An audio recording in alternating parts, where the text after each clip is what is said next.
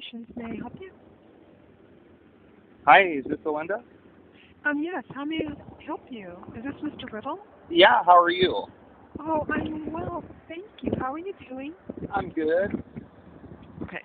And I have to tell you that I have not thoroughly. I've looked at it, but I have not thoroughly gone through the documentation that you sent.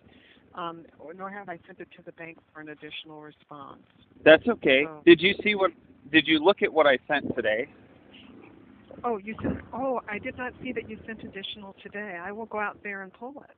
Well, here's what I sent was as comprehensive of an outline of the situation as I could come up with in a pretty short order. So this is an explanation from basically beginning until now Okay. of exactly what happened and exactly where our stance is that this was a vindictive thing and it was not done. I mean, based on what I've said so far and, just what the circumstances are, obviously what I'm saying is true. And like the email I sent you yesterday where I sent them a request for transfer and 4 minutes later they emailed me back a denial. And it wasn't even addressed to both me and my wife, who were both on the loan. It was just addressed to me by first name. Okay. Didn't have the property address, wasn't, formatted or punctuated properly, and didn't use professional verbiage. It was more like somebody scolding me. But I guess, the one I sent today has basically, it breaks everything down, and it says on it attachments or attached, but I don't have all the attachments sorted out yet by what goes with each thing. Okay. So like everywhere in this document that I sent you today that it says attached is not actually there. So I didn't send a bunch of attachments. I sent just this document. All the attachments, my wife is in the process of both printing so that we have a hard copy that we can then scan into a main file, and we're going to name each one of them. But I guess the other thing, too, since this has been such a nightmare for us fighting, because as you can well imagine from you received the file and the way that it was presented to you, it made very clear sense to why they were saying they were justified in their denial.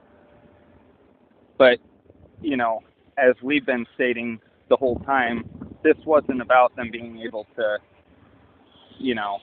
justify whether or not, if they were allowed, that the child support issue was there. It was just purely they didn't have the right to put any opinion in because they didn't have the information they say they needed in order to make that decision.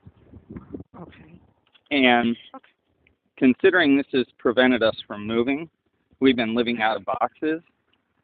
My wife, we have 2 dogs, and my wife and 2 cats, and my daughters had to sit in the car during showings while my wife stands down the street out in the sun in 100-plus degree weather with 2 dogs for an hour waiting for people to come look at the house that we live in now. We have to now, we're actually going to have to rent somewhere else and move because... I understand that you have an attorney looking at this as well? Absolutely. Okay. Not looking at it. He's already taken the case. He looked at it and said, well, how did they change the amount requested of reserves from 1 month to 2? And I said, well, they didn't.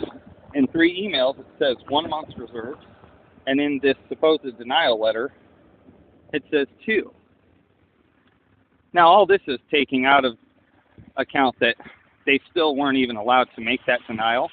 But if they were, their denial still doesn't hold water because they changed the terms.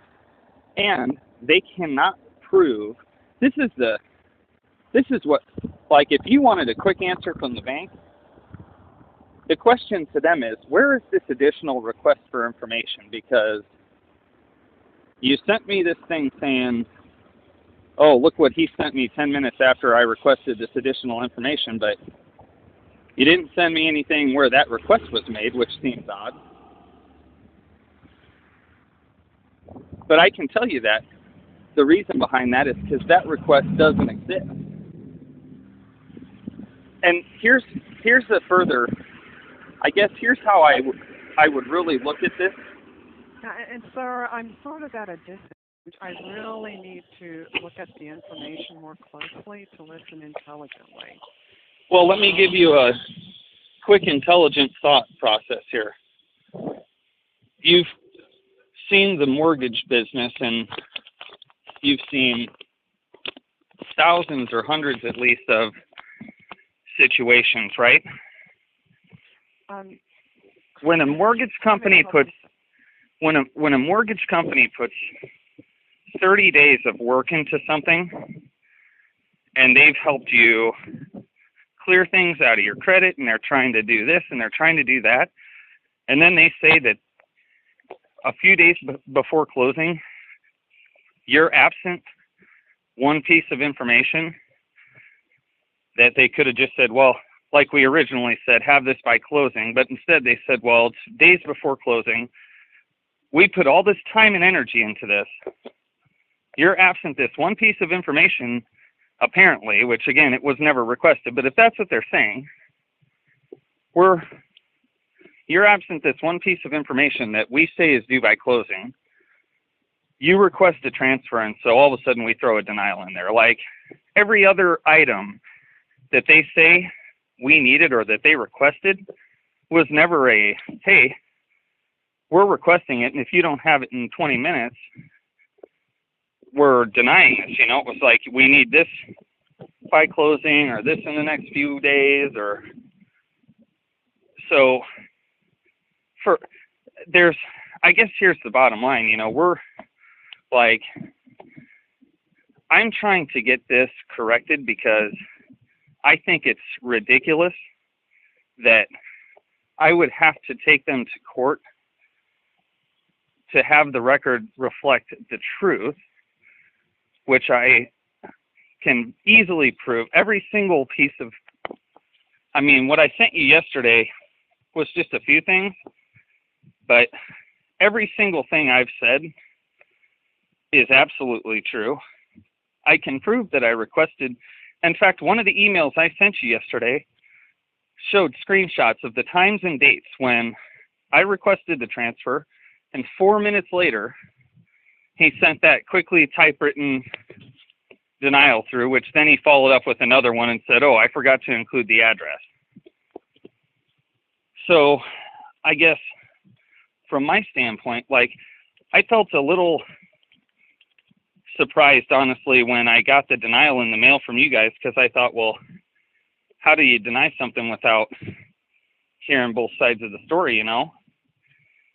And we're at the point where it's like, we put money into this, we've done this, we've done that, and we're out. This is something that's been done maliciously. This was no error. This was not a mistake, and it was illegal. And the laws that govern this show that based on our circumstance, the only proper way they could have closed the file based on their response was closed due to incompleteness, whereas my contention is we withdrew. But either way, a denial was not a choice. They're saying that they requested additional information and we didn't provide it. I sent you that response they sent to the Better Business Bureau. It says, we requested additional information from Mr. Riddle. He did not provide that information, so we had to close the file. But they didn't close it. They marked it denied. And they still have yet to show us what it is that they like this is the only request that they made that wasn't in writing somewhere was this one. I don't buy that. And if they did they give us, 0 days to correct it? So I guess the question is, like, you could call over there and say, guys, I need this document. And failure for them to provide that document to you 100% eliminates their ability to say they requested something from me that I didn't provide them. So that would mean by tomorrow, I could get this resolved and move on with my life. See, our whole problem this whole time has been, we were ready to move the first part of May. We've been packed. We've been living out of boxes. We've had to adjust our lifestyle for showings. It's been nothing but a hassle. We've had to buy things because things are packed away that we've needed that we didn't realize we were going to need, because we didn't realize instead of a week, we were going to be looking at 3 months without our house. And every step of the road, I've been met with resistance. And I'm not saying you're being resistant. I'm saying every step I've been met with resistance. And even my attorney at first didn't understand. But then when he looked at the situation and said, well, why'd they change the amount that they were requesting due in reserves? And I said, because they were pissed is why. And he said, well, where's this request that they say they sent? And I said, I've got every document, but I don't have that one. And I said, but oddly enough, they haven't produced it either. So by you calling them and saying, hey, you said that you requested this information. Clearly, you guys have had this on your brain for a while. You should know exactly where that document is. I need it right away, because if not, this decision changes. That would solve this, because then what do they have to do? They have to either provide it to you or acknowledge that, okay, we don't have it. We've only been saying it this entire time.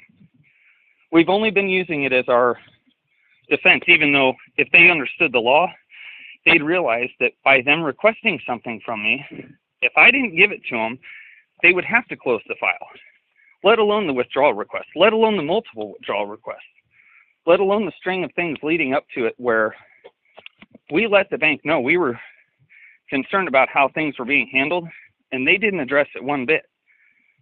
But you're in like a unique spot to be able to fix this, because when all is said and done, they flatly have said, we requested information from Mr. Riddle and he didn't provide it to us, so we closed the file. And that's what they're calling a denial, a closed file. They need to... Mr. Riddle, I can hear your frustration, and I understand, and your family is in a terrible situation.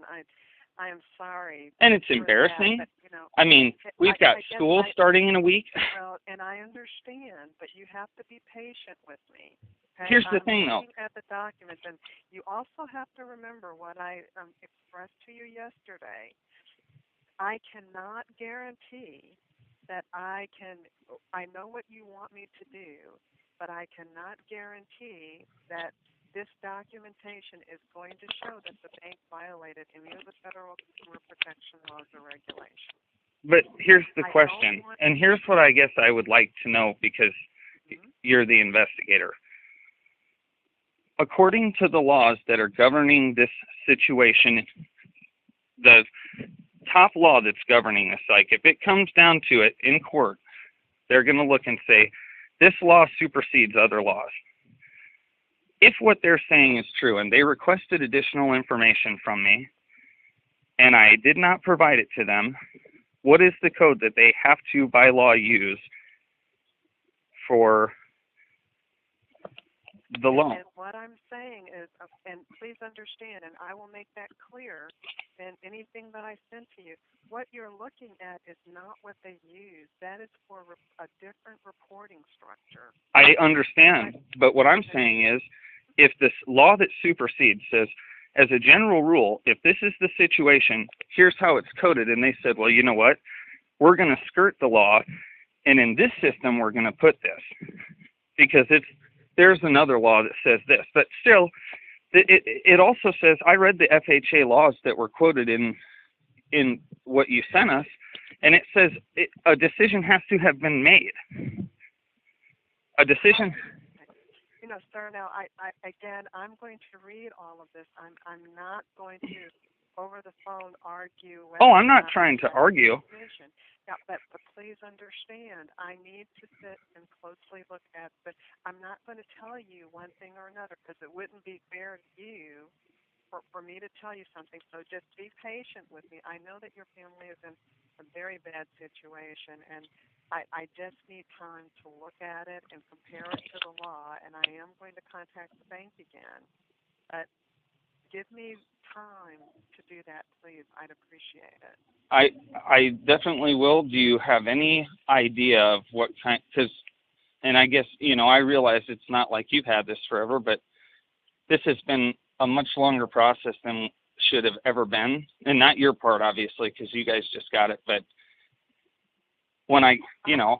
I will tell you, if it were me, I would say, just out of kindness to you, I would say that I would continue working with the attorney. I know that it's well, we are, but he already sent the letter to the CFPB, and you said they were going to come through you guys. Yes, they are. And so when it comes down to court, it sounds to me like your part in this, your decision in this, will... It has no effect at all. No, it may not in terms of what a law states, but when if your decision comes back and you say, look, despite all this, we're still going to say that they had some sort of authorization, even though we've got the proof in hand that shows that you said they couldn't, that you wanted to transfer, we're going to still say, then I'm going to end up taking them to court. And when it comes to that, it's going to come down to all these investigations.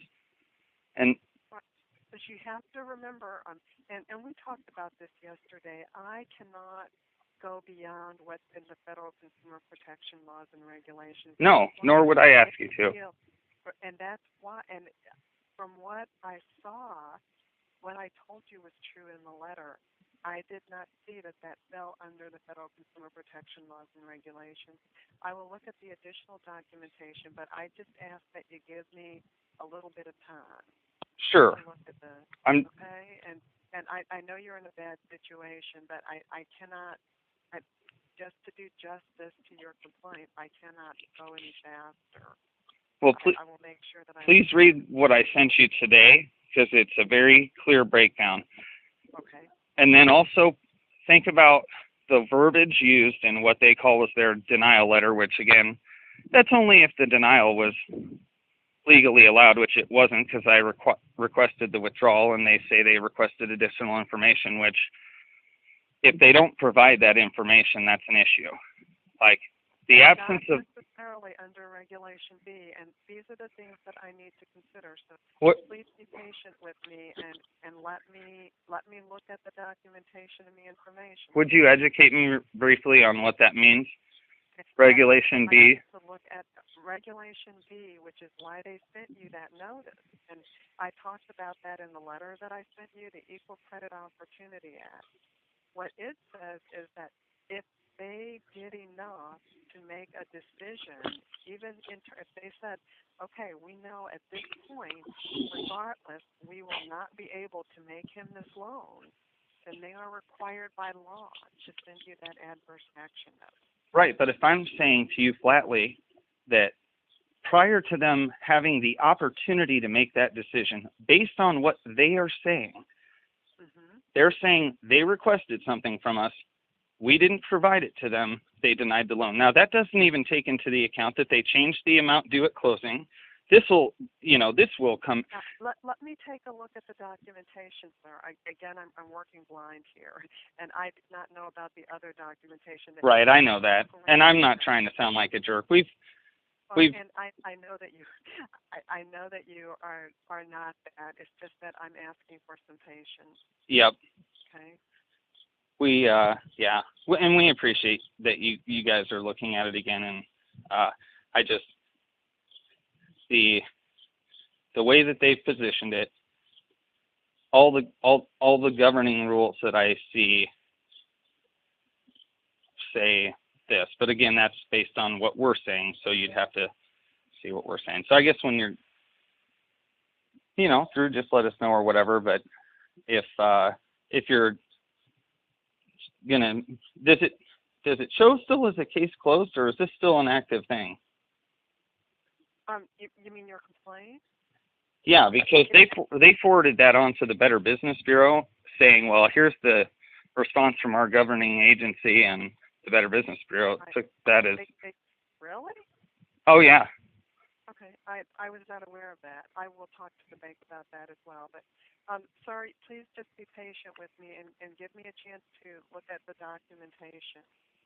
So I just really appreciate that. I know it's a hard time for you and your family, but I need to have time to look at it and compare it to the laws and get a further response from the bank. Sounds good. I appreciate your time, Melinda, truly. Thank you, sir. Thank you. Bye. Bye.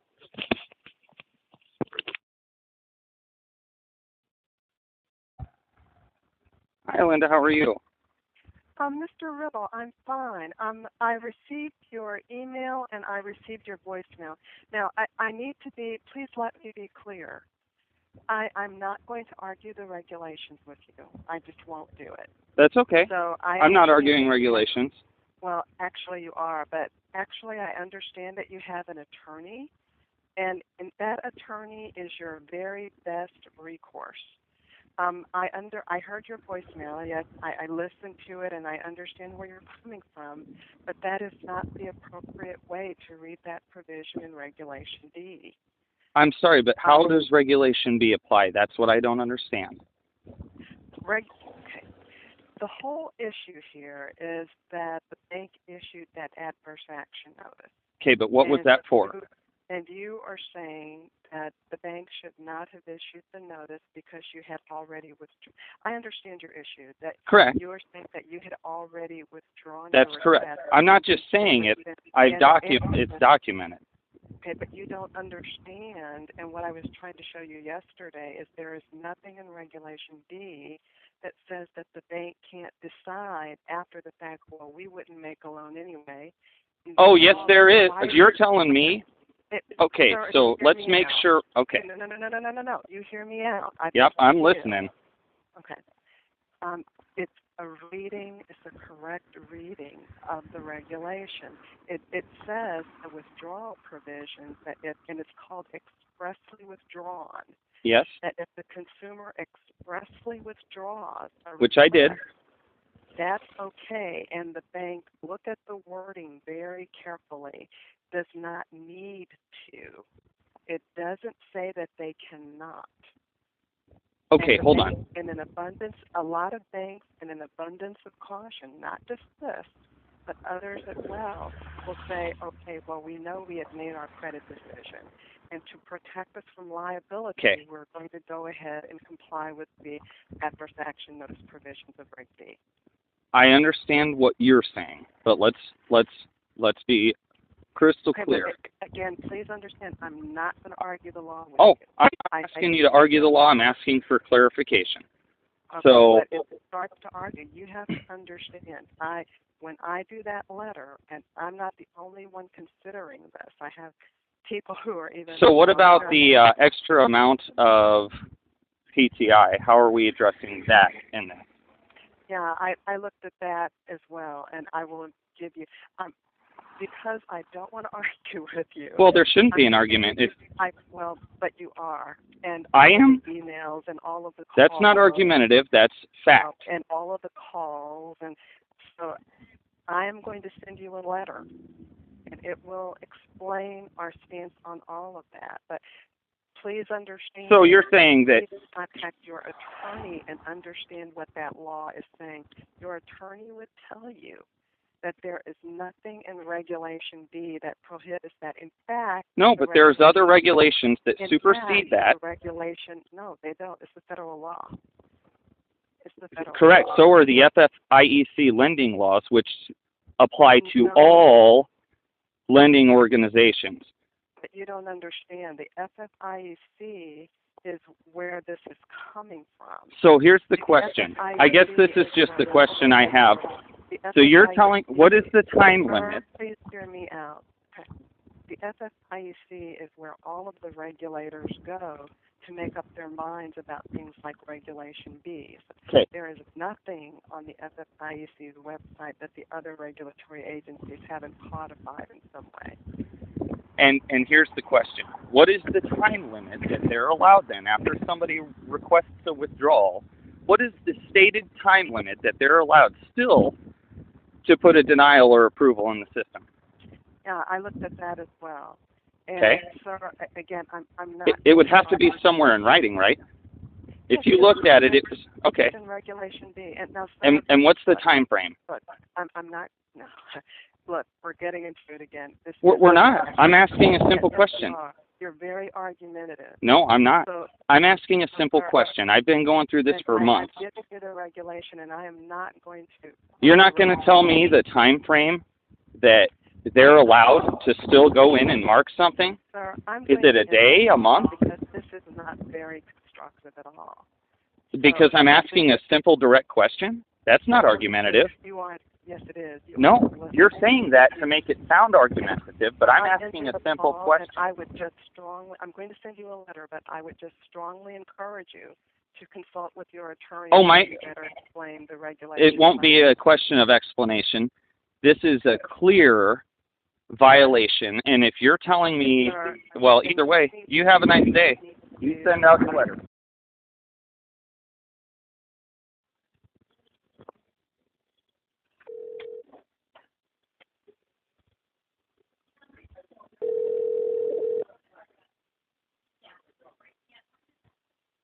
Examinations. This is Alinda. Hi, Alinda. This is Justin Riddle. How are you? Oh, I'm well, Mr. Riddle. How are you doing? I'm good. It's okay. It's hot, but you know. I have to warn you. I do not have that long to talk before I have to go to a meeting. But how may I help you? Oh, no problem. I just well, I guess I guess internally, I figure since.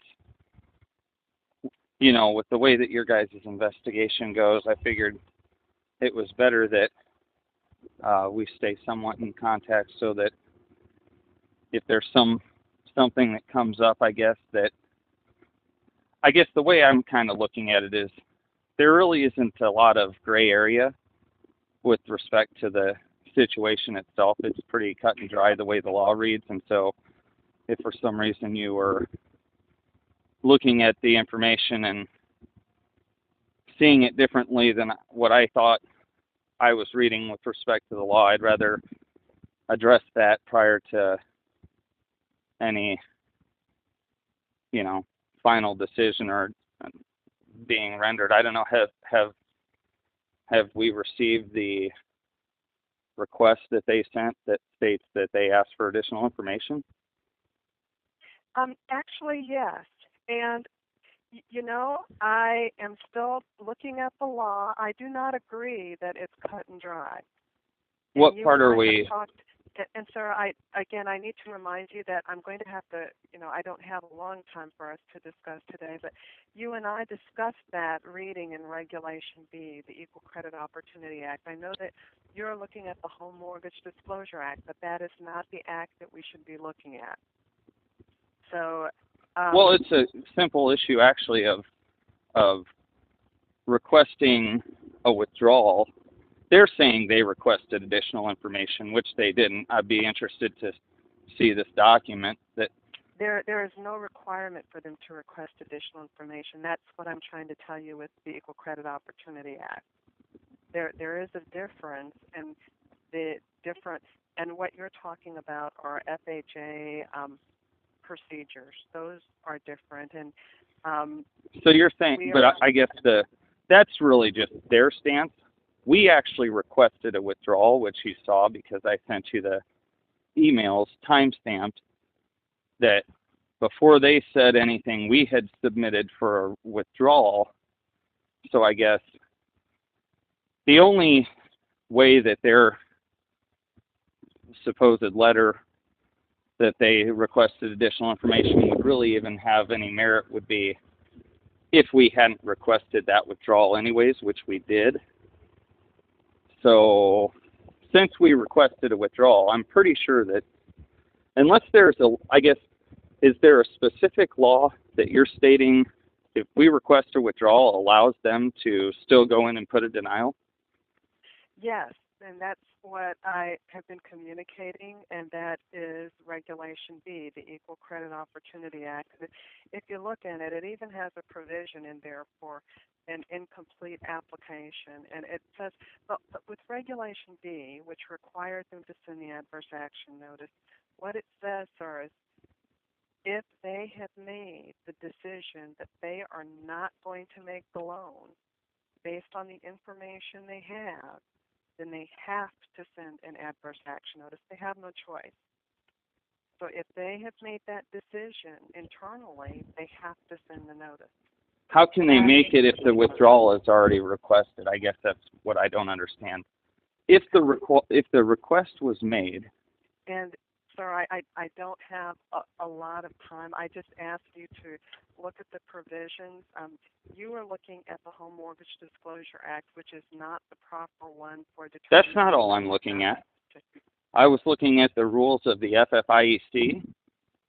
I was looking at the rules of FHA. I was looking at the rules from all consumer mortgage lending sites of any type of law I could see, and I have found nowhere that states if a customer requests a withdrawal, then you are allowed to go in. Now, first of all, if what we're saying here is, well, no, I think maybe they still had a right to do it, then what you're throwing out is the fact that we have this whole documented trail of things showing that at this point we were concerned with this lender. They knew it. We made them very aware. Then when we decided we wanted to go elsewhere, they retaliated against us by putting this in here. Now, if we're looking only at the scope of what section of Regulation B is that? This is Section 9. And sir, as I was telling you, I'm not going to have time, as with our other discussions when we've talked for longer. I have a meeting that I need to go to, but as you know, I have not finished my investigation. You asked where we were, and I have told you. So that is all that I have to say about it right now, and I understand that you feel very strongly about this, but I have to just go based on what we have in the federal consumer protection laws and regulations. And I told you I cannot act as a judge, so I'm not going to be able to, in a letter, say, yes, the bank acted vindictively. Oh, no, I'm not looking for that. I guess the bottom line to me is, okay, so you said Section 9, that's notifications, correct? Right. And you may also want to look at the commentary. But so it says expressly withdrawn applications. Sir, I'm going to have to go. So perhaps I will be back tomorrow, but I am in meetings for the rest of the day. My first meeting starts very shortly. So, yes, you may want to take a look at that. But we have discussed that section before. And you and I have not. Yes, we have. When you were talking about HMDA, and I said, well, HMDA doesn't apply. It's Regulation B. The Equal Credit Opportunity Act is Regulation B. So that is what, and in fact, that was mentioned in the letter that I sent to you as well. So that is, I have to go by the federal consumer protection laws, and that only, I can't even. That's what I'm talking about. Federal consumer protection.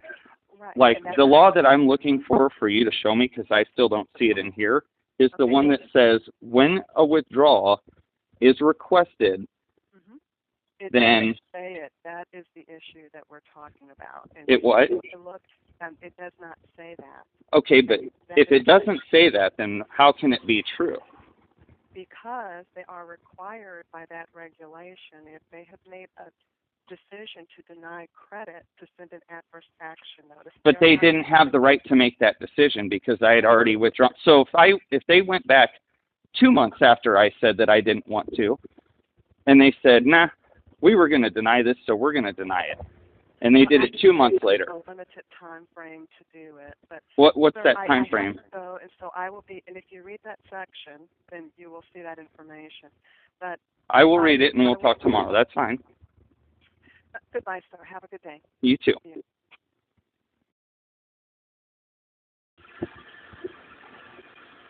Press 1 to connect your call.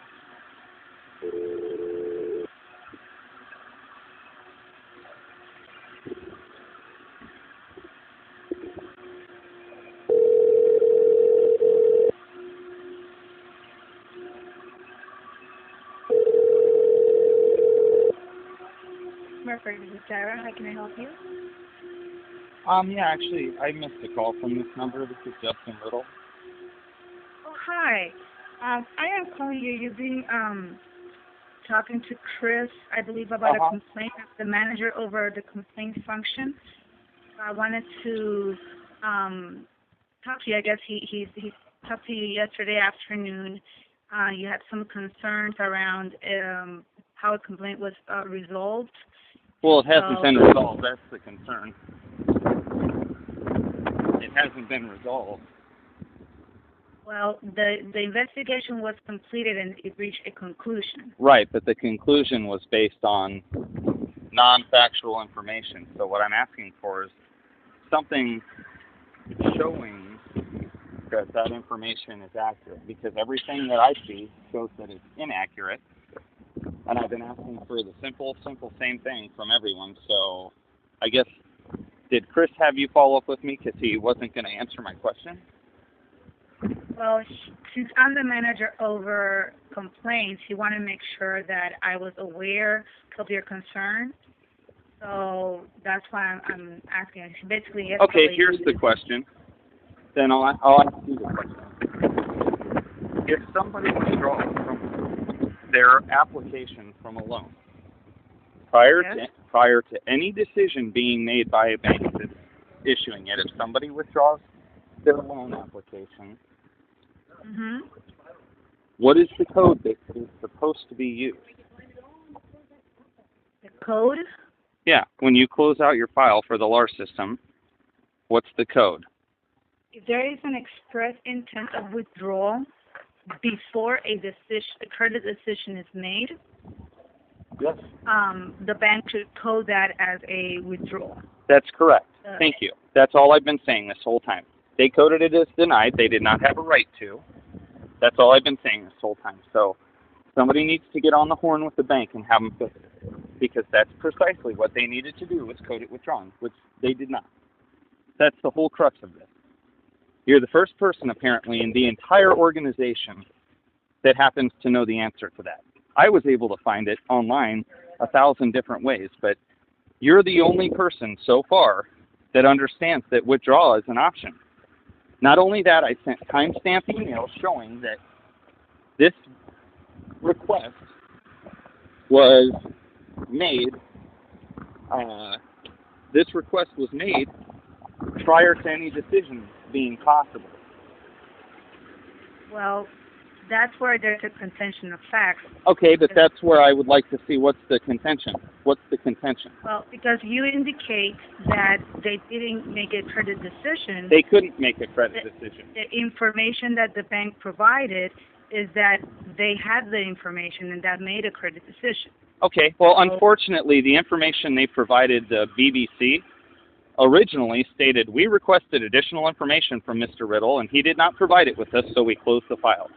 Further to that, they couldn't make a decision because I withdrew prior to the deadline, which would have been closing, for them to have any of that information necessary.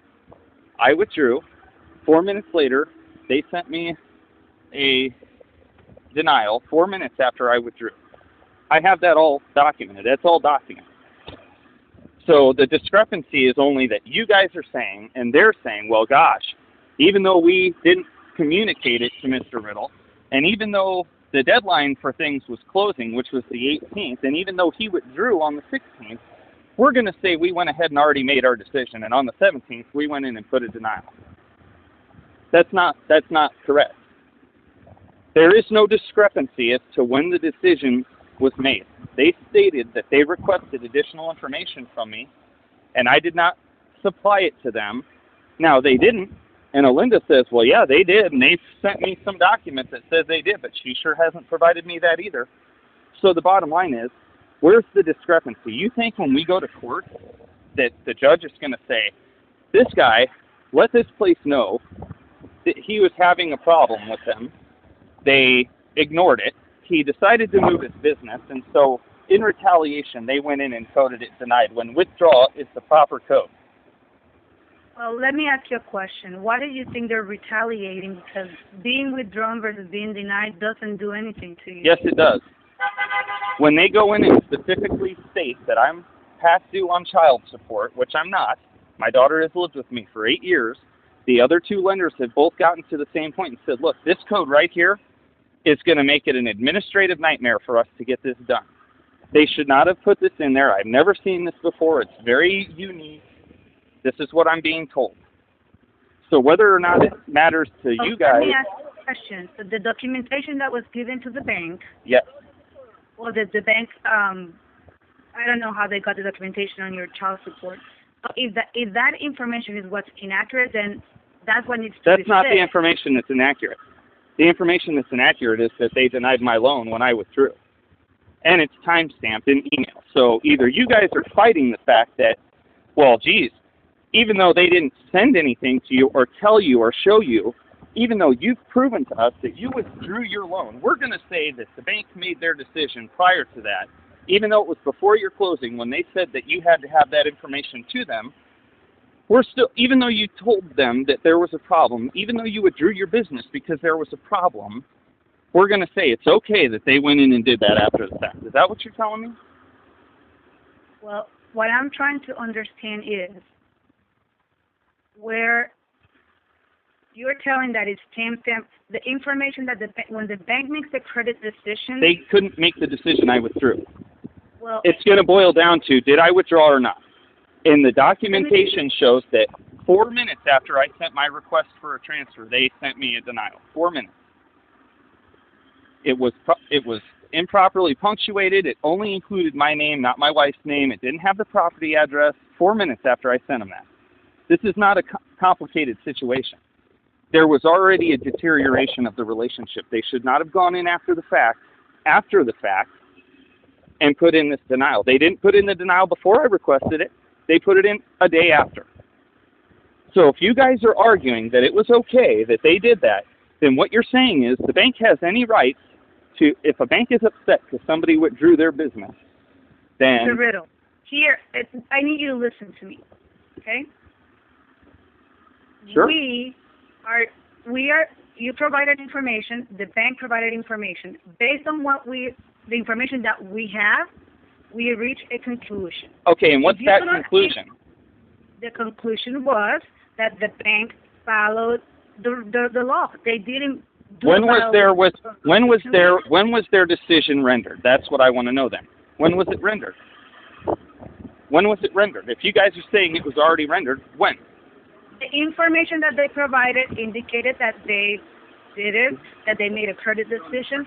Therefore, they provided you a adverse action notice. They did not provide me an adverse action notice. I don't think you guys get that. One, they never sent that to me, period. They have me marked down as a female on that, and my wife is non-Hispanic, which she is, and I'm a male. They did never send that to us, and it's irrelevant. When I withdrew, that was the end of the relationship.